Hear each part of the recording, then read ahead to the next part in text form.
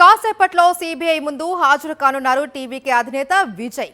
కరూర్ తొక్కిస్లాట కేసులో విజయ్ ని విచారించనున్నారు. గత ఏడాది సెప్టెంబర్ 27న విజయ్ నిర్వహించిన కరూర్ రోడ్ షోలో తొక్కిస్లాట జరిగి 41 మంది ప్రాణాలు కోల్పోయారు. దీనిపై కేసు నమోదు చేసిన సీబీఐ దర్యాప్తు చేస్తోంది. కరూర్ తొక్కిస్లాట ఘటనలో సీబీఐ 4 రోజుల క్రితమే విజయ్ కు సమన్లు జారీ చేసింది. తాజాగా ఈ కేసు దర్యాప్తులో భాగంగా విజయ్ ఎన్నికల ప్రచారానికి ఉపయోగించిన బస్సును కూడా సీబీఐ అధికారులు సీజ్ చేశారు. కరూర్ సభ జరిగిన రోజు వాహనం, ప్రయాణ వివరాలు, అనుమతులు వంటి అంశాలను నిర్ధారించుకునేందుకు వాహనాన్ని స్వాధీనం చేసుకుని పరిశీలిస్తూ ఉన్నారు. బస్సు డ్రైవర్ను కూడా ప్రశ్నించి వివరాలు సేకరిస్తూ ఉన్నారు. ఈ నేపథ్యంలో విజయ్ సీబీఐ విచారణకు హాజరవుతుండటం చర్చకు దారితీసింది. విచారణలో భాగంగా విజయ్ను సీబీఐ అధికారులు అరెస్టు చేస్తారు అనే వార్తలు సోషల్ మీడియాలో చక్కర్లు కొడుతున్నాయి. విజయ్ను రాజకీయంగా దెబ్బ కొట్టాలి అనే ప్లాన్ జరుగుతోందనే ఆరోపణలు వినిపిస్తున్నాయి. గత ఏడాది సెప్టెంబర్ 27న కరూర్లో జరిగిన విజయ్ రోడ్ షోలో తొక్కిస్లాట జరిగింది. అంచనాలకు మించి జనం భారీగా తరలి రావడంతో తొక్కిస్లాట జరిగి 41 మంది ప్రాణాలు కోల్పోయారు. పలువురు తీవ్రంగా గాయపడ్డారు. దీనిపై కొన్ని రోజుల పాటు రాజకీయ దుమారం చెలరేగింది.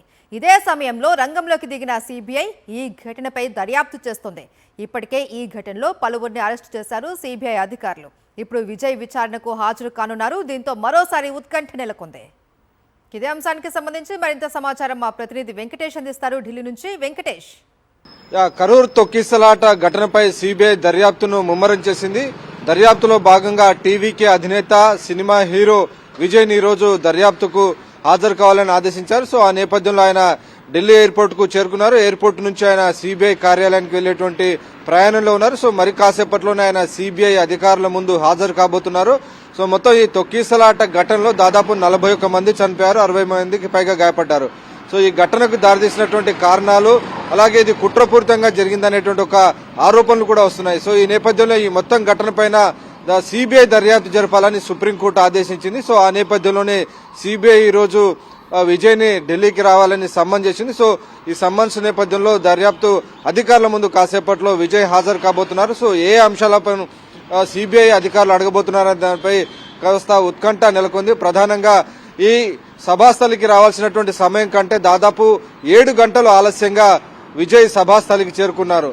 దీని కారణంగానే అక్కడ ఉన్నటువంటి హాజరైనటువంటి వారందరూ కూడా వారి కనీసం మంచినీటి సదుపాయం గాని, ఆహారం గాని ఇటువంటివి ఏవి కూడా ఆర్గనైజర్స్ ఏర్పాటు చేయలేదనేటువంటి ఆరోపణలు ఉన్నాయి. వీటితో పాటు అక్కడ భారీ ఎత్తున ప్రజలు వస్తుంటే వారిని నియంత్రించేందుకు అవసరమైనటువంటి క్రౌడ్ కంట్రోల్ మెజర్స్ ఏవి కూడా ఆర్గనైజర్స్ తీసుకోలేదన్నది మరొక వాదన. వీటితో పాటు పోలీసులు కూడా ఉండాల్సినటువంటి సంఖ్యలో లేరు అనేటువంటి మరొక వాదన. సో ఇలా అనేక అంశాలపైన ఈరోజు సీబీఐ దర్యాప్తు జరపబోతుంది. ఇచ్చినటువంటి సమయానికి సంబంధించినటువంటి సమయాన్ని పాటించకపోవడం, ఆలస్యంగా రావడం, వచ్చినటువంటి క్రౌడ్ కు కనీసం నీళ్లు గాని, వాళ్ళు తిరిగేందుకు అవసరమైన కొంత వే అవుట్ గాని, ఇన్ అండ్ ఎగ్జిట్ లో కొంత ఉండాల్సినటువంటి వే అవుట్ కూడా లేకపోవడం, ఇలా అనేక నిర్లక్ష్యమైనటువంటి ఏర్పాట్లు ఉన్నాయి. కాబట్టి ఈ అంశంపైనే, ఈ నెగ్లిజెన్స్ పైనే ప్రధానంగా సీబీఐ దర్యాప్తులు అడిగేటువంటి అవకాశాలు స్పష్టంగా కనబడుతున్నాయి. అయితే ఈ అంశం పైన ప్రధానంగా ఇటు టీవీకేకి సంబంధించినటువంటి టీవీకే పార్టీ నేతలు మాత్రం ఇది ఖచ్చితంగా రాజకీయ కుట్రతోనే విజయ్ సభను పూర్తిగా తొక్కిసలాటకు దారితీసే విధంగా అక్కడ ఉన్నటువంటి డీఎంకే ప్రభుత్వం చేసింది. సో ఇందులో పొలిటికల్ కాన్స్పిరసీ ఉందనేది టీవీకే ఆరోపిస్తున్నటువంటి పరిస్థితి. అక్కడ ఉండాల్సినటువంటి సంఖ్యలో పోలీసులను పెట్టకుండా ఈ మొత్తం భారీ ఎత్తున తొక్కిసలాటకు డీఎంకే ప్రభుత్వం సరైనటువంటి ఏర్పాట్లు చేయని కారణంగానే ఈ పరిస్థితి తలెత్తిందన్నది ప్రధానంగా టీవీకే చేస్తున్నటువంటి వాదన. ఇందులో తాము ఉద్దేశపూర్వకంగా టీవీకే అధినేత విజయ్ సభాస్థలికి రావడం అనే దాంట్లో ఎలాంటి వాస్తవం లేదు, ఉద్దేశపూర్వకంగా కాదు. అక్కడ ఆల్రెడీ వేరే మీటింగ్స్ ఉన్నాయి కాబట్టి అవి పూర్తి చేసుకునే వచ్చే వరకు ఆలస్యమైందనేది ప్రధానంగా టీవీకే చెప్తున్నటువంటి పరిస్థితి. సో ఇదిలా ఉండగా ఎన్నికలు రాబోతున్నటువంటి సమయంలో టీవీకేను తమ దారిలోకి తెచ్చుకునేందుకే బీజేపీ ఇలాంటి ఇంటిమిడేషన్ టాక్టిక్స్ ఉపయోగిస్తోంది. నిజానికి ఇది చెన్నైలో దర్యాప్తు జరపాల్సి ఉండగా ఏకంగా ఢిల్లీకి పిలిపించి బెదిరిస్తున్నారు. సో ఆ బెదిరింపులో భాగంగానే ఢిల్లీకి విజయ్ని పిలిపించి దర్యాప్తు అధికారుల ముందు కూర్చోబెడుతున్నారు. ఇదంతా కూడా బీజేపీ చేస్తున్నటువంటి బెదిరింపు రాజకీయాలకు ఒక నిదర్శనమని డీఎంకే ఆరోపిస్తున్నటువంటి పరిస్థితి. సో మొత్తానికి ఈ అంశంపైన పొలిటికల్ బ్యాటిల్ కొనసాగుతుంది. సో మాటల యుద్ధం బీజేపీకి, డీఎంకేకి, బీజేపీకి, టీవీకి మధ్య మాటల యుద్ధం కొనసాగుతుంది. ఏదైనా సిబిఐ కనుక చట్ట విరుద్ధంగా వ్యవహరిస్తే తప్పనిసరిగా తాము కోర్టును ఆశ్రయించి అవసరమైనటువంటి రిలీఫ్ పొందుతామని చెప్పి టీవీకే చెప్తుంది. సో ఈ రోజు పూర్తిగా ఈ రోజంతా కూడా దాదాపు సాయంత్రం వరకు కూడా విజయ్ను సిబిఐ అధికారులు దర్యాప్తు చేసే అవకాశం ఉందని తెలుస్తోంది. వెంకటేష్, విజయ్ ని అరెస్ట్ చేస్తారు అనేసి వార్తలు కూడా చక్కర్లు కొడుతున్నాయి. ఒకవేళ ఆ సూచనలు ఏమైనా కనిపిస్తున్నాయా?